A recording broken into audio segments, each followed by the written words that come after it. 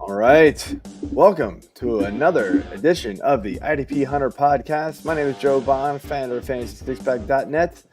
With me over here, if I can point in the right direction, Mr. Steve Hungarter, the IDP Hunter himself. What is going on, man? What's going on, Joe? Oh, hanging in there, hoping for a Monday night miracle. I know you lost your Monday night. To a sack. Kills me. Yeah, dude, that's brutal. You were telling me about that. The Kings Classic, man, 50 points for a sack. That's like losing to like a receiver who gets like bonus yards for like an 80-yard play. Like, come on. I'm gonna show our age here, but I don't know if you remember that game, the whammy. I forget. Let's make a deal. Like, no, pressure luck. Yeah.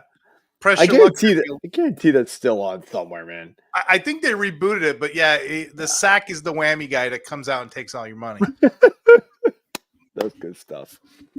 All right, man. So week 8 is almost in the books. We got another quarter and change of the Monday night game here. It's a thriller between the Giants and the Steelers, if we can call it that. I mean, IDP guys like it. Defensive guys like that. I was going to say, defensive guys like this. Are you an IDP guy? Give me a 3-0 game in the snow, coached by Bill Cowher, Bill Parcells. Give me that 6-9 game on a windy Chicago night any day of the week. Yeah, man. So, all right. Before we jump into things here, just got to go through the business. Hit the subscribe button, hit that like button, 5 stars, whatever it is. Leave those comments. We love to hear from you. And, of course, while you are still here, what is going on, Albert? You are always here. We love you, man. And jump over to FantasySixPack.net, become an all-access member. You get access to me and Steve's award-winning rankings. You get access to all of our DFS and betting content from tons of great guys over there. Like, they are on fire right now, so you cannot lose there. And then, best of all, you get to talk to us on Discord and get your personal league questions answered. So you get great content, but then you get your personalized content straight from that. Before we jump into things, man, I just had a couple of notes, man. I just want to talk to you. Dude, National Tight End Day. How wild. Dude, look, I don't actually think the NFL is scripted. I think there's some funny things that happen every once in a while. Kind of think they're coincidences most of the time. And this is too. But if there's ever anything that's ever going to convince me that that the NFL is scripted, it is National Tight End Day. How did we go from tight ends being absolutely miserable this year to having like almost every tight end had like a career day, or at least like their best day of the season? Listen to this stat, man. For 7 weeks, I went through, looked at like the top 20 tight ends in PPR. They were averaging 9.83 points, just over 4 receptions, a little around 39 yards, and 0.2 touchdowns a game between the top 20 tight ends. This was yesterday, not counting tonight and Thursday. Top 20 tight ends averaged 16.37 points, 5.35 receptions, 66.25 yards, and 0.75 touchdowns. Like, what? Are tight ends back? Or is it going to go back into the abyss next week, man? Like, what do we think about this? It's so nuts. You know, as a defensive coordinator kind of mindset, I would surmise that, the coaches, they had some trick plays this week. They targeted their tight ends. Right. Even there was this weird flea flicker play I think the Bucs were trying to do, and the Lions sniffed it out and sacked it. They were going towards the tight end. So, teams were trying to practice this. I wonder, Joe, like every year, are we expecting, in National Tight End Day, are we expecting the tight ends to be targeted? Maybe DraftKings needs to up their odds a little bit more for tight ends on Tight End Day. If I was a defensive coordinator, I'd be trying to cover that. And I'm surprised right now, Monday Night Football, Patrick Freiermuth's not going off. But, tight ends are targeted this week and often forgot about the rest of the year. Yeah, dude. I mean, and, George Kittle, claims he started the day, right? Which I don't know. I guess it could be true. I have no idea. He goes off on this day like every single week, every single year. Like it's nutty, man. Like I just was watching it. I'm like, and of course, like I went against like all the really good tight ends last. Like I went against Otten in a couple of places. Went against Pitts. I'm like, seriously, Kyle Pitts went off finally. Like he's been all right, but like he hasn't been doing that. Like, it's just craziness. Mark Andrews is finally like, really catching on again. I don't know. It's crazy. But you know what? I don't even care about that. I'm getting my butt whooped in fantasy this week. I don't care. Hail to the Commanders, man. Woo, baby. What a finish. Oh my God. So you and I have been talking about because you got a new puppy at home. So do I. So I'm sitting up here. Kids are downstairs because they're sick of me. They're sick of watching football with me. I'm watching the end of the game. Of course, Caleb, leads them down for that last, 42 seconds left in the game or whatever. I was like, this is over. How are we going to lose this game? We've been in the lead the entire time. My dog's like passed out. I all of a sudden just like, yeah. Dog jumped off the couch. Like, I haven't reacted like that to a game in forever. So I am a little bit on a high right now from yesterday still. That was quite the finish. And of course, in our Discord, we got a couple Bears fans, Jason Beckner, Dylan Clemens. It is quite the conversation. It's pretty funny between all of us.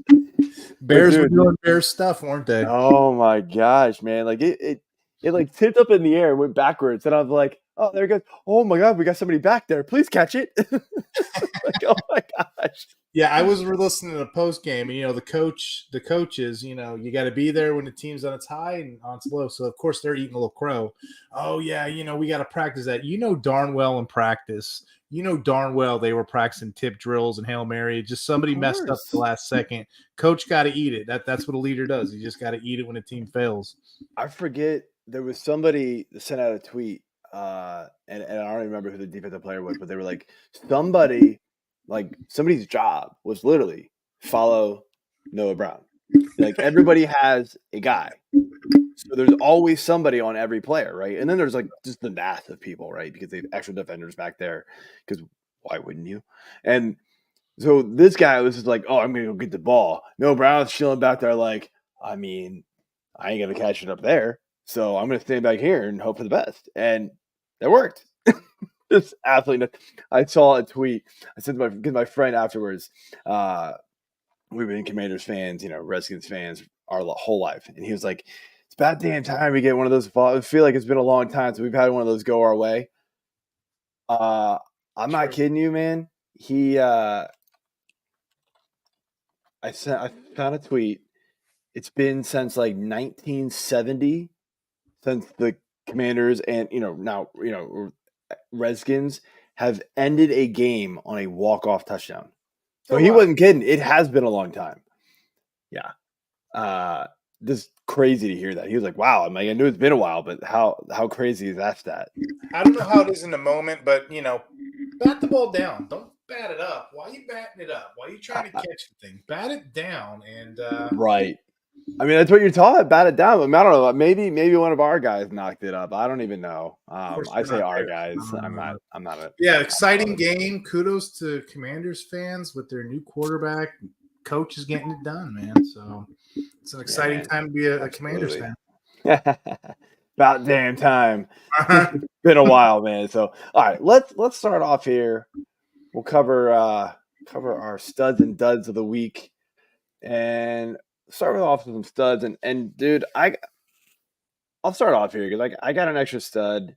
I got one left dud, so I'll let you have the floor there. But Cedric Tillman. And honestly, like the whole Browns offense finally scored over 20 points. Jameis Winston in there doing Jameis Winston things, right? Over 300 yards passing, throwing the ball to completely nobody half the time. But when it goes where it's supposed to go, man, it's like it's downfield, long, like, and he's going to throw the ball a lot because that's what he likes to do. Cedric Tillman, he's had double-digit targets, the last couple of weeks. It's amazing, like how much different this offense looks without Deshaun Watson back there. But like Cedric Tillman of all people, man, like who would have thought he was going to be the one to step up? People were looking at like Jerry Jeudy. All right, I mean, like, I'm not super excited about him, but like he's supposed to be the guy, right? After Cooper gets traded, even Elijah Moore, like you thought maybe he was going to be, and he's been solid too. But he plays that slot role. That's his thing. But Tillman, he was a guy who was kind of he was somebody people really liked, especially in Dynasty when he got drafted. And Yeah. I did too. I liked him. I stashed him in a league, and I've been in complete rebuild for a couple of seasons. Just haven't had things go my way. I had Tillman, and before this season, like when they went out and got Judy, I mean, now he's like wide receiver, 4, 5 on that team. I was like, Yeah. Now he's doing this. Your point with Tillman, though, we all rookie profiled him. He was a top 10 wide receiver in that rookie class. Just never popped. In confession, a lot of my dynasty teams, I gave up on him. To your point, me too. He was buried on the depth chart. I mean, you have Judy there. You had to. There, you have Moore there. What's he going to do? And, he popped. And I didn't see that coming myself. A couple of my friends did. Shout out to that, but I didn't. I'm like, I don't see how I could even taxi stash him at this point, Yeah, no, absolutely. So that is my first stud, man. And look, he's probably out there in a lot of leagues. I think you've got to, at this point, you have to go in. Like, I think he was a guy who I threw out there as like a stash. He was on the waiver wire article last week for us. We weren't like super excited about it. It was like, why not? Without bye weeks this week though, it was tough to pick up a guy like Tillman. Right. Now, like if you didn't go out and get him for cheap last week, you're gonna have to pay. You're gonna have to pay for him because everybody's gonna want a piece of that now. So, good luck though, but it might be worth it. I like both your throws here, your dart throws, because not only Tillman but also Winston. When you look at Watson, I don't know why they didn't make the switch earlier. Watson hasn't hit 200-yard passing game in the last 6 games.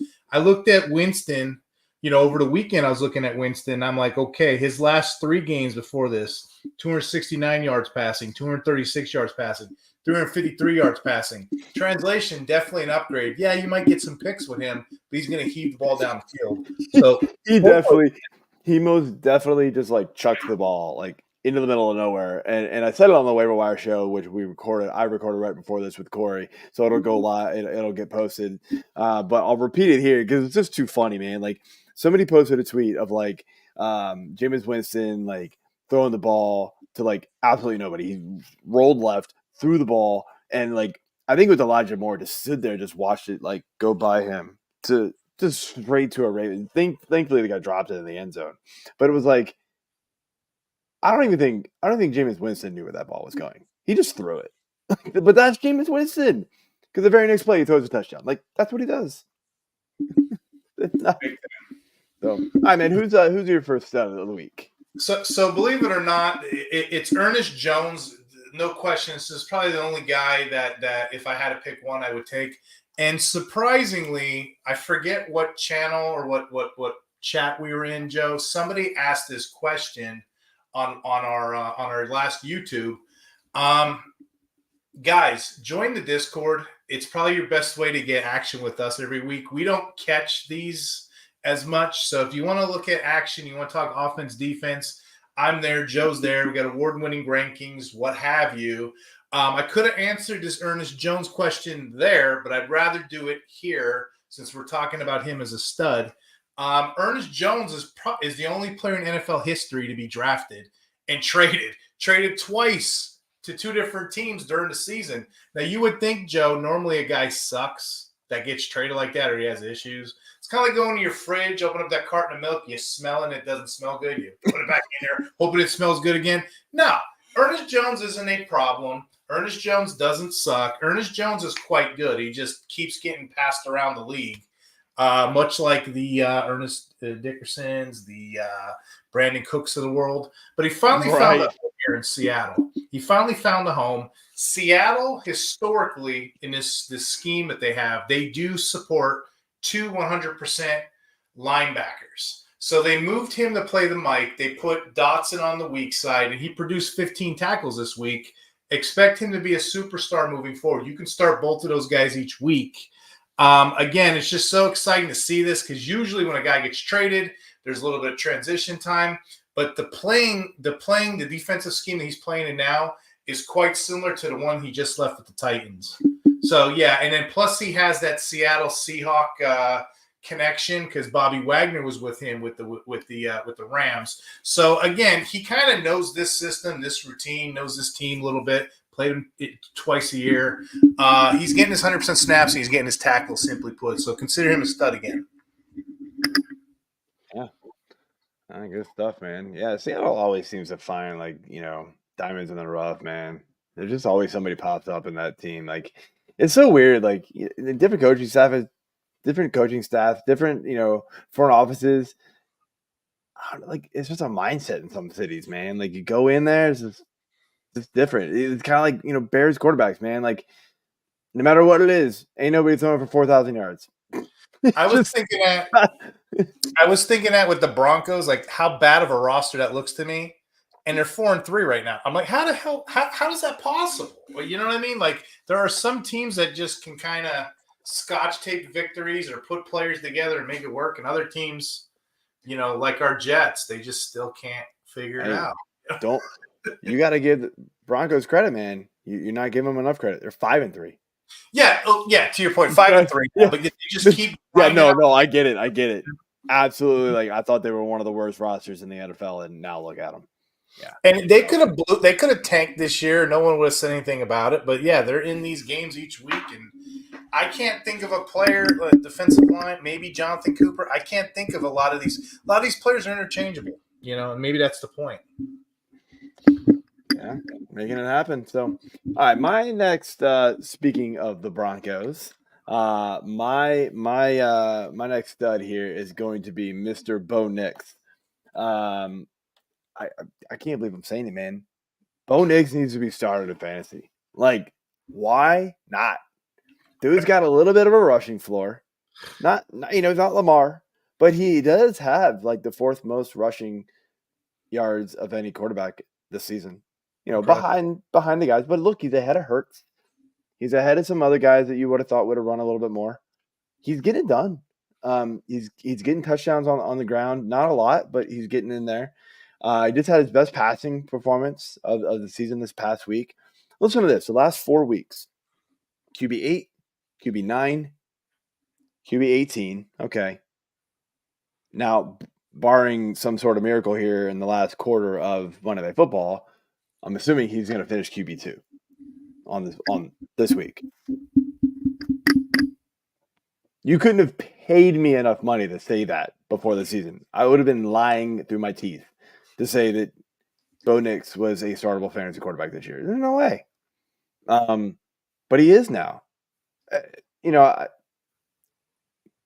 probably be ranked, somewhere 11, 12, 13, 14 in most weeks for me. But he's in that streamable range where it's you could do a whole lot worse. He could finish a whole lot better, but he could finish a whole lot worse too. So it's you're going to take your licks, but Corey asked me a question on the waiver show, and I want to ask you the same question. Mm-hmm. Bo Nix or Pat Mahomes? Who are you starting in fantasy? You know the answer is going to be Patrick Mahomes, but come on, I don't know, man. In fantasy, I don't know. Dude, Pat Mahomes has probably had his best. He threw for multiple touchdowns in the first time this year. This past week, he was still QB 15. But Patrick Mahomes has that karma value. I feel good about my team if I have Patrick Mahomes on it. I can build a team around it. Even though he doesn't he hasn't been recently putting up stats like we think he would. You give me an actual NFL team, Pat Mahomes all day. He just seems to get it done. He figures it out. He's really smart. Although he's turning the ball over a lot too. So there's that. But dude, I don't know. In fantasy right now, I'm going for Bo Nix, man. Pat Mahomes is not getting it done. If I'm playing Bo Nix, I would just feel a little queasy. Me too. I don't like it, but he produces. Yeah, to your point, he's getting it done. It's so weird watching these games, Joe, because I'm looking at box scores, and I'm looking at game. I'm like, wait, that doesn't translate on tape. I don't see that. He may be better than he looks, and there's some players like my next guy. Okay, the stats they're good enough, but on film they look amazing. You know what I mean? So it's just so weird how sometimes the game, because I'm looking at Bo Nix, he can run, passing's kind of meh, and then I look at the stat line, I'm like, holy cow, he just tore it up. Who is this guy? I didn't get him. Absolutely. So, all right. Well, you were talking about your next guys. So let me have so you have the floor here. Who you got? Yeah. I have to give you some rationale because, again, watching tape, watching games is the most important thing we do because you'll see stuff differently. And sometimes it translates in fantasy, sometimes it doesn't. But we have to talk about Danielle Hunter, okay, of the Texans. Okay, Hunter headlined Houston's defensive line this week. He actually pressured Anthony Richardson 7 times. So that was 60% of all of Richardson's dropbacks. He's getting hit. That tied for the highest pressure rate in a defensive game this whole season. And Hunter was your leader. And if you watch tape, I know you don't get points for pressures. Some leagues only have points for quarterback hits. Don't get me started on that. But if you looked at the games, you would see it. And according to next gen stats, that was the highest pressure rated game all season. But sometimes these stats, they kind of leave those things out. That's why I was kind of alluding to this point. Hunter actually got some good numbers this game. Hunter actually had a sack. He had a strip sack. He had 2 QB hits. But more importantly, he's a stud because if he didn't make that strip sack at the end of the game, Richardson might have got that ball off, and they might end up winning that game. They end up winning 23-20. So, again, he's the hero of the game. It may or may not, depending on your scoring. Like if you're in 1, 2, 3 like me, you're getting points for QB hits, you're getting points for tackle loss, you're getting points for all that. But maybe in Yahoo leagues or ESPN, I don't know what he scored. But again, that guy was an actual beast on the field. He was actually a beast on the stat line, beats in the box score line. For my money, that would be the guy I'd want. And he had 2 sacks. He had 2 sacks, 2 QB hits, and he was a top play of the week for me, no question. Yeah. We'll talk a little more about Anthony Richardson later. He is on the front cover of the show, so it's coming. But kind of got some jokes a little bit about Anthony Richardson later. So yeah, man. So my next up here is another combo. I know I'm cheating here a little bit, but gotta do it, man. We're talking about Buffalo Bills receivers, and we're not talking about Amari Cooper, right? Amari Cooper's not really showing up yet. I thought he would have a lot better of a game second week, but did not. Saw increased snap count. I guess that's good. But it's Khalil, Shakir, and Keon Coleman. Keon Coleman's, the big waiver ad. Everybody's going after him. Shakir actually might be rostered in a lot of leagues. I know I had actually drafted him and dropped him at some point this year in a lot of leagues because it was okay, but it wasn't really, not a lot was really happening. But the last couple games since Amari Cooper has been there, listen to this. Khalil Shakir has 17 targets, has caught 16 of them, 174 yards. Coleman, 14 targets, 9 receptions, 195 yards, and he's got the touchdown. Look, Amari Cooper is going to get more involved in this offense. I totally get it. So maybe these kind of stat lines aren't going to keep happening every single week for these guys. But Amari Cooper is opening this offense up. It's just forcing coverages to not just be able to focus on Coleman and Shakir as much. They've got to pay attention to Cooper because he is an alpha. He really is. He is a stud receiver when it comes down to it. There's a reason why, teams have wanted him. And so I like both of these guys and they definitely need to be rostered in leagues. With bye weeks coming up, absolutely throw them in your lineup. It's just that week when Cooper finally clicks with this team is gonna be like, who gets nailed, right? I kind of lean Coleman, but like it's gonna take a hit on both of these. I do have one fun stat for both of these guys, right? Or for Shakir especially. He has something like oh man, where did it go? I think he has like a 94% catch rate this year. Like just unreal. Yeah. Khalil Shakir leads all receivers in catch percentage with 94.7. The next closest is Rashee Rice with 82.8. Wow. That's insane. Yeah, like he has so many like 5 for 5, 6 for 6, 7 for 7 games. He hasn't caught 2 targets this whole year. That's what kills me. You think the coaches would be play some fancy football, some analytics, be like, let's give this guy a little bit more volume, you know? It's just he just plays that like slot role. He is getting a lot of volume. Just to sort of, it's just not like deep threats type of Right. stuff. It's just he plays his role, right? Like, he plays a little bit of that like Cole Beasley role. It's fine. It just he'll lack the ceiling, but like in PPR formats, man, he's good for double digit points almost every single week. So That's the key, those PPRs, yeah. Right. So all right, who's your third stud for this past week? So I have a rookie alert, okay? Edgerrin Cooper was probably your 1.1, your 1.2 in drafts this year, IDP drafts rather, right? Most people are on him. Really hasn't popped yet. I don't know if you remember last week's show when we did the Dud show, we had Isaiah McDuffie losing snaps. It's because this guy's been taking them. This guy's been picking it up.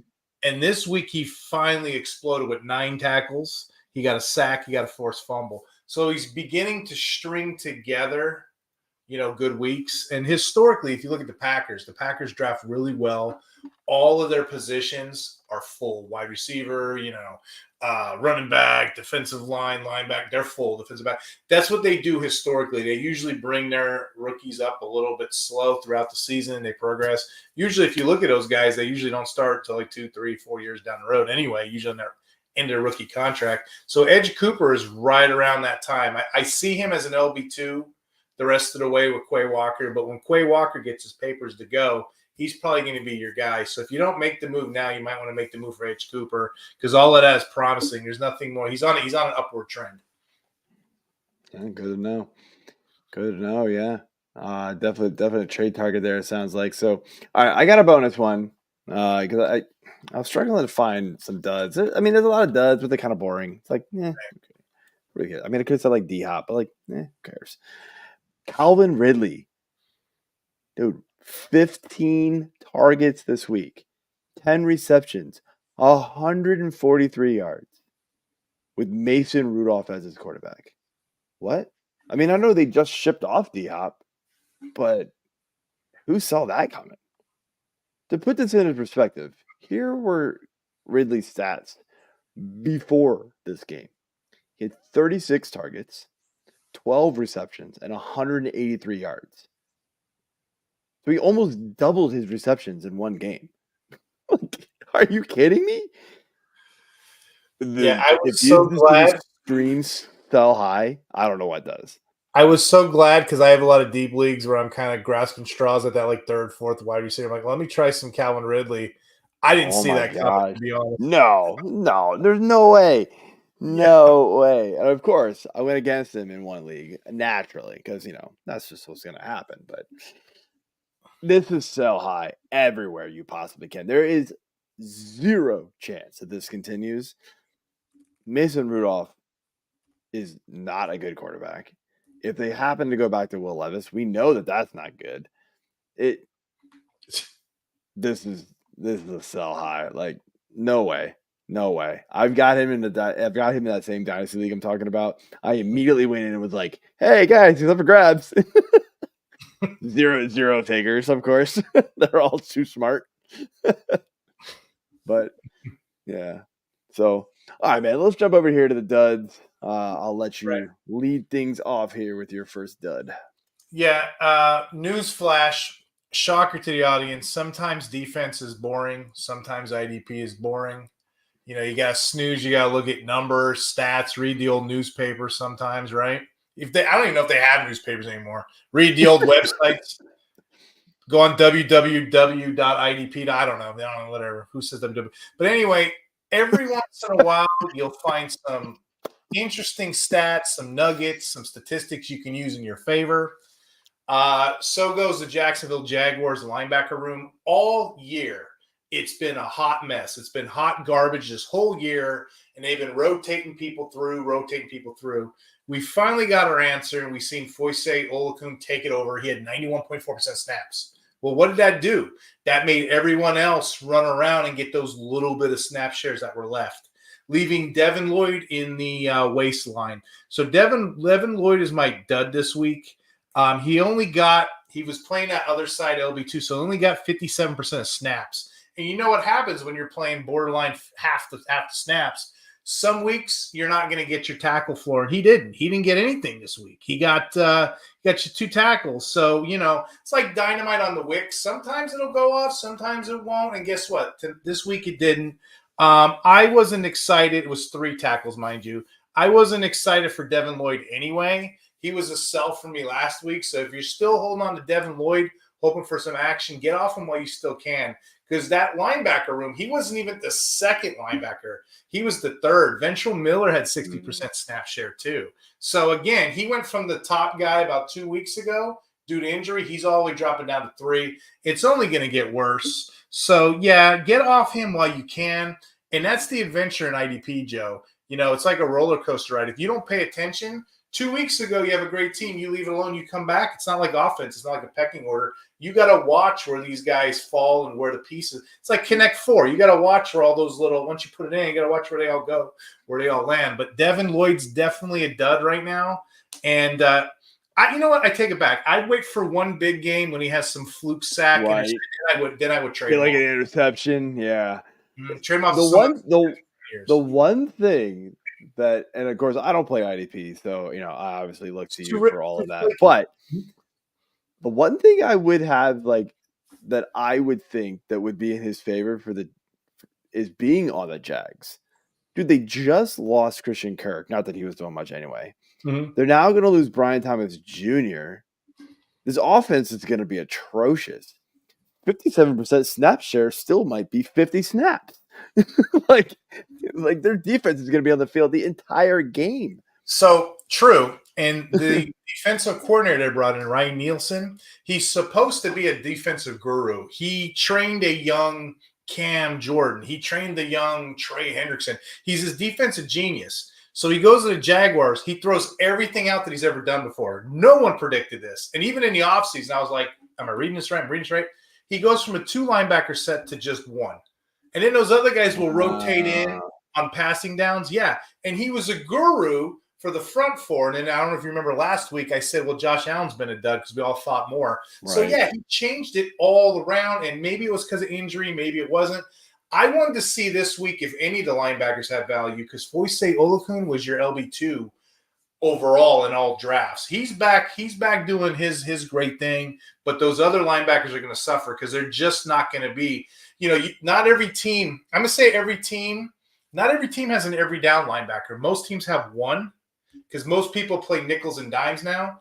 That second LB hovering over 60-ish, 70, I would like that. Hey, okay, pull them out on passing down.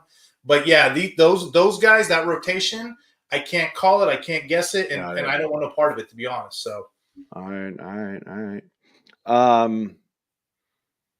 So, yeah, My next dud was supposed to be D-Hop, but I was like, you know what, that's boring. I'm not going to worry about it. So I'm going to go with the other cover boy here for the show, and it is Anthony Richardson. Dude, I'm done. I literally cut him. I cut him in a league last week. John Lepresto is in that league with me. It's our fantasy 6-pack, the original fantasy 6-pack league. Been the same 12 dudes for 10 years, it feels like. It's awesome. But so I drop him. I'm like, you know what? I'm done. I've got Darnold. Not the ceiling that I was hoping for with Anthony Richardson when I drafted him where I did. But I need somebody safer than AR, right? He picks him up, and I was like, have fun. He's like, oh, well, I figure it's worth a shot. And I'm like, you'll probably drop him next week. Dude goes 10 for 32.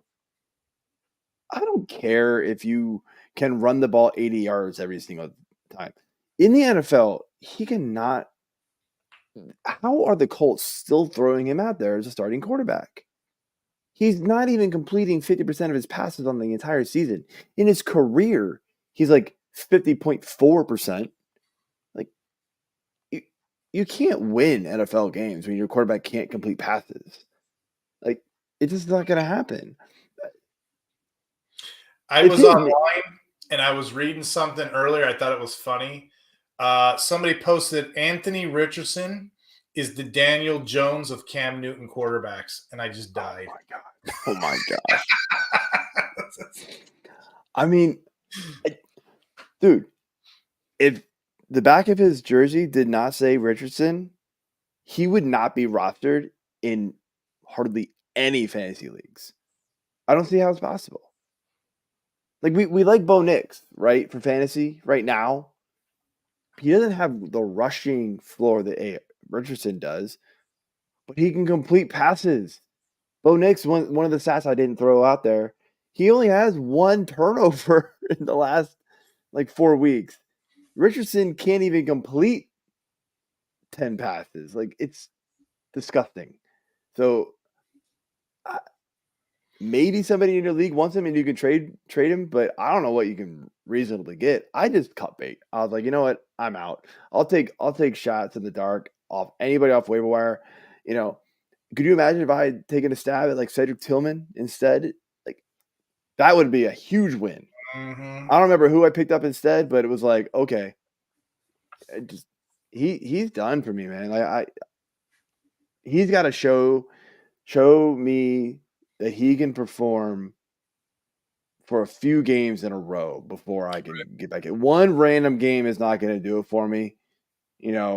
Plays Carolina and he just goes off. That ain't going to do it for me. That's not going to convince me. Do it against at least an average defense 3 or 4 games in a row. Now we talking. I don't know if he can, though. So this is the case of remember everybody geeked out last year. What did he have? A small sample size. What did he have? Like a couple games, couple plays. Everybody's like, look at this by season. He's an Aesop fable. He's an allegory. One thing we learned fantasy football, you have a big, large sample size, and we didn't with him. So if there's anything we learned, Aesop fables. You got Little Red Riding Hood, right? Don't have the picnic basket in the woods. The 3 blind mice, the Hansel and Gretel. Don't follow the breadcrumbs. Don't follow the breadcrumbs when you're chasing your fantasy football players. And again, even I was worried about that because he was going ahead of guys like Stroud and what have you. I was like, what the heck? We don't have a big sample size on this guy. And everybody's like, he's too big to fail. Well, right now he's failing. His completion percentage last year was almost 60%. Still not good. But right. The throws that he was making, they were big plays. He wasn't turning the ball over, and then you added that massive rushing floor to it. You were like, he's not gonna get worse, right? He's only gonna get better. He's young. He's still gonna get experience. He somehow got drastically worse. There's just no way you can start him right now. So. Big time dud, and I got a little fun fact at the end here just to kind of close things out. Got a couple little things I want to throw out just to have fun with it. So I'll let you give your next 2 here. Gotcha. This guy here, he's not really playable for me either right now. It's Nate Hobbs, cornerback of the Raiders. Nate Hobbs last year was everybody's darling. He was, playing that sweet slot role, in a nickel. When they played at nickel, a 3 down, he was almost like a Sam linebacker. But anyway, he was the number 1 cornerback taken off most draft boards, on IDP night. And he's probably a top 30 defensive back overall. That was last year. I'm like, what the hell happened to Nate Hobbs this year? Because he's not doing anything. And, I looked, I watched film, and, yeah, he's playing way the heck back. He's playing in the nickel role now.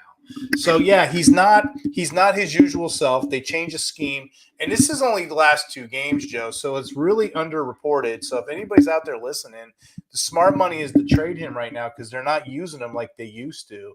And this is just a valuable lesson with IDP. You got to pay attention. You got to go up and down with the trends or you'll get lapped because it's just how quickly I just said that. This player's in a new scheme or somebody's out for a week or a new coach comes in.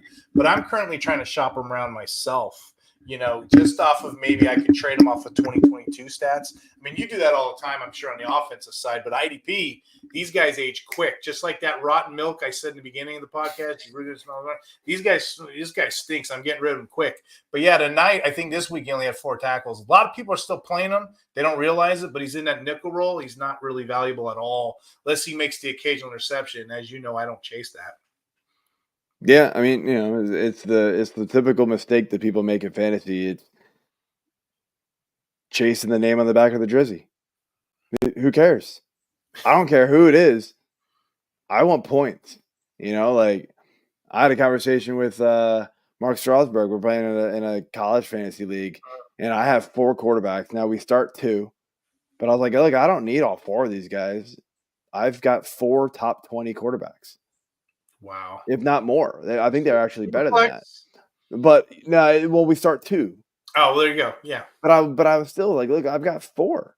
Somebody's got to want at least one. I'll give you one. Give me a receiver. Give me a tight end. Give me something. Let me help you. You help me. Uh-huh. Mark was like, I kind of like you guys, but I think I like mine better. And I'm like, your guys might actually be like better real life quarterbacks, but I want the fantasy points. Like my dudes play for Baylor. Baylor's putting up 50 points every game because they can't play defense. So what's Baylor going to do? They can't play defense. They're just going to pass all day long. Dude's averaging 35 points a game. I'm going to take that all day. Like, I don't care. It's ugly, but I'm going to take it. That's all we care about. But people don't realize that. I skipped over my actual number 1 dud. So let me do that one real quick. Okay. And it's Jayden Reed. And actually this goes back 2 weeks now. 7 total targets in the last couple games. 4 receptions, 65 yards, 0 touchdowns. It's a weird offense where like they're good, but they spread the ball around a lot.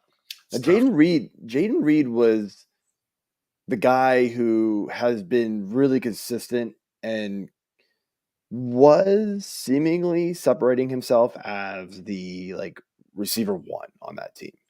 And I still think he is. But, I mean, this is what you're going to get with a team who's got legit 4 pretty good receivers, plus Tucker Kraft, plus Josh Jacobs. It's only 1 ball. Can't go to everybody all the time. Right. Now, I'll say this. With Jayden Reed, I'm not out on him at all. In fact, if the person who has him in your league is panicking, go for it. I think you're going to be fine with him. Now, the only thing you got to worry about right now is Jordan Love seemingly gets injured like every other week. It feels like now at this point, like now he's dealing with like a lower body injury. It's like, oh my goodness. And so we know, right? If Malik Willis gets in there, they don't pass the ball at all. They pass the ball like 12 times.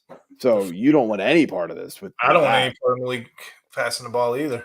No, I mean they're going to run the ball. That's when you go get the backup running back because they're going to see another like 12, 15 carries.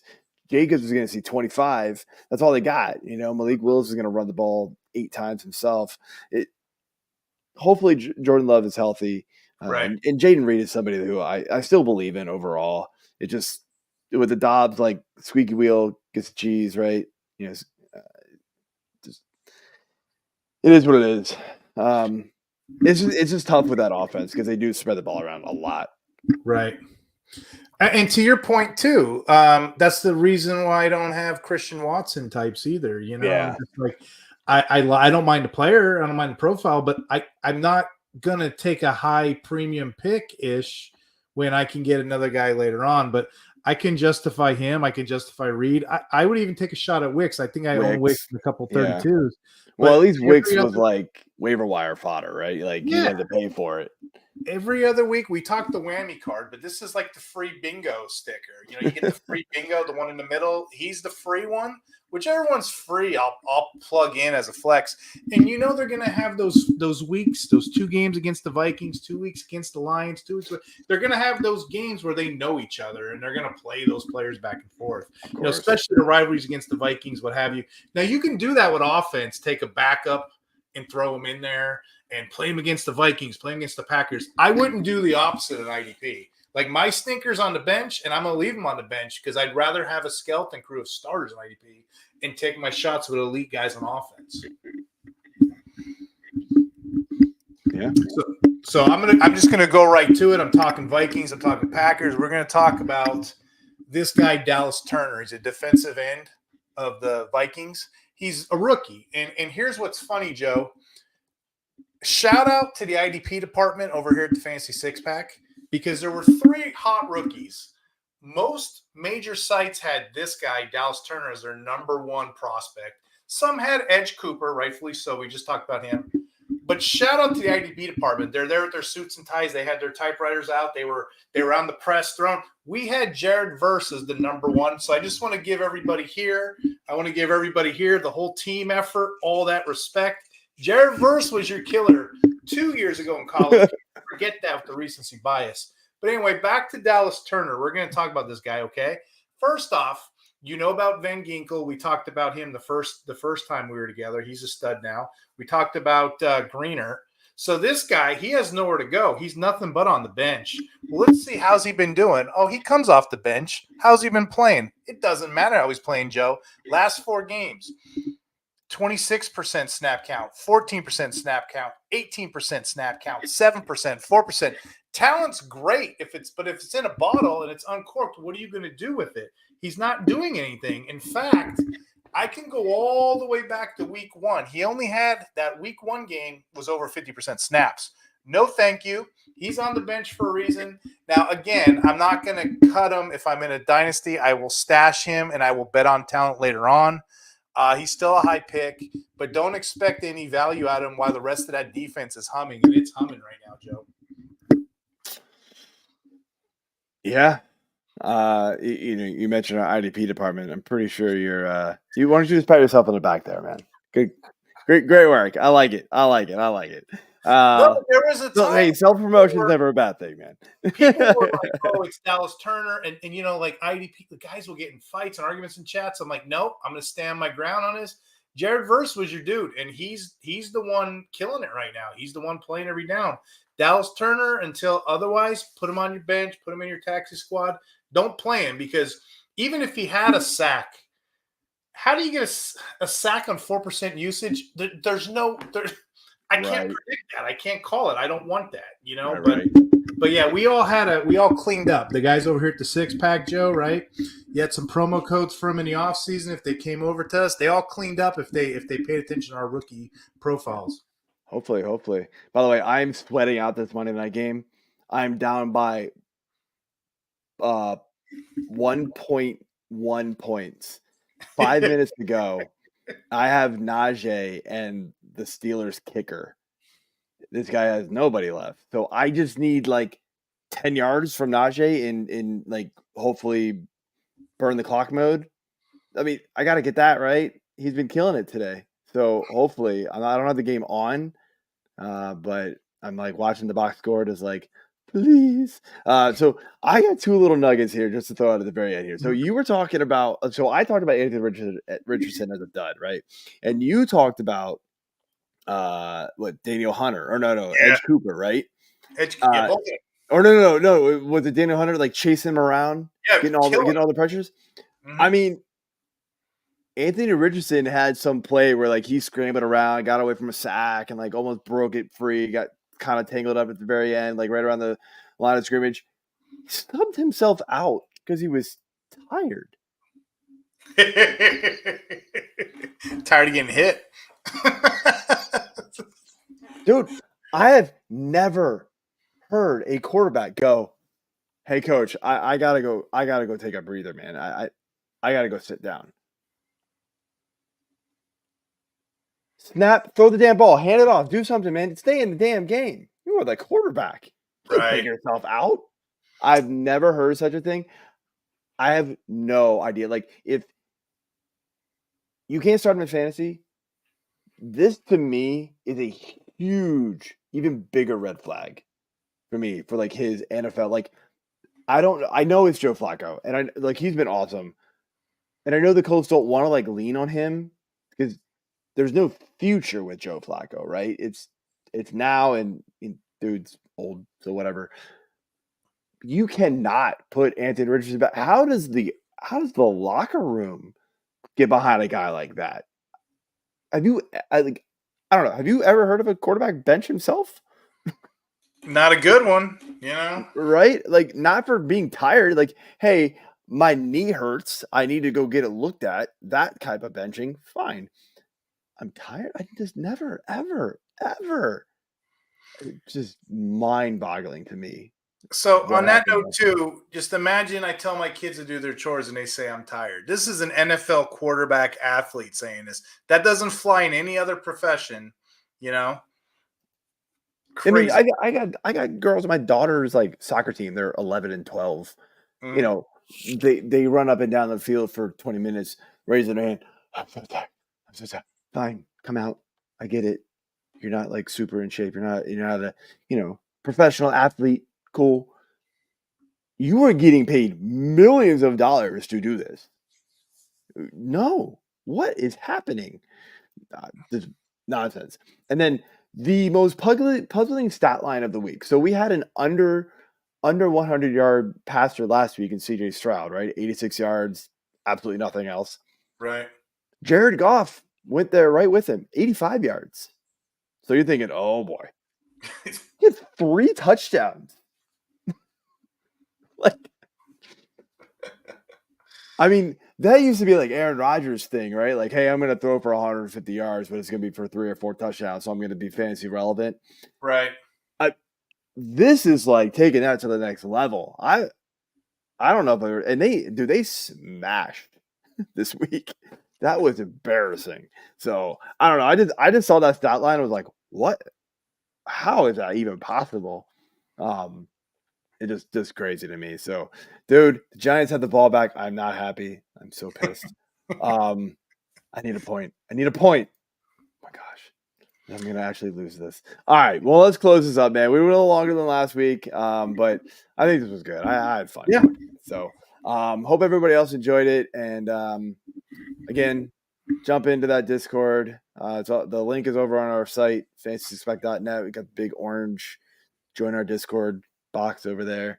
Become an all access member where you get access to those premium channels to get access directly to me and Steve, and then some to ask all those personal league questions. And yeah, go Najee Harris. Can't believe I'm rooting for the Steelers. Oh, they have the ball back. Come on. All right. You got anything? Sorry.